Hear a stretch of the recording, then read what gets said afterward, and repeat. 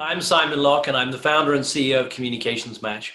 And today I'm delighted to be with David Wagner. David is the president of David Wagner Company, a crisis and media training firm.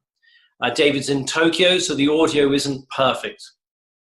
David, why should communicators pay attention to the current crises at Kobe Steel and other Japanese companies? There's been a series of scandals the last year in particular that have really dampened the trust in Japanese quality and reliability. And more so than that, it is the business sector itself that's now under scrutiny.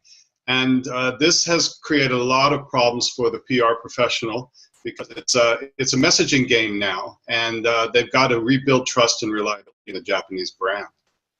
What do these crises tell us about the way Japanese companies communicate and some of the things that they may need to address to prevent these types of issues going forward? Well, that's the issue, because why are these things happening in the first place? And some people are saying it's a way of competing on the global market, that they're cutting corners. I'm not sure about that. You know, the interesting thing for me is when these press conferences occur here in Japan, the initial bow to show sort of regret for the incident happening. But the bow has become an empty bow. And it's no longer a value that it used to have. People are asking themselves, why are these happening in the first place? Why do you need to bow? It used to be you would have a scandal once a year from one company. What lessons should international and global communicators take away from the current crisis in Japan? Let's go back to the basics of crisis management, or R's. Regret that it happened should be expressed.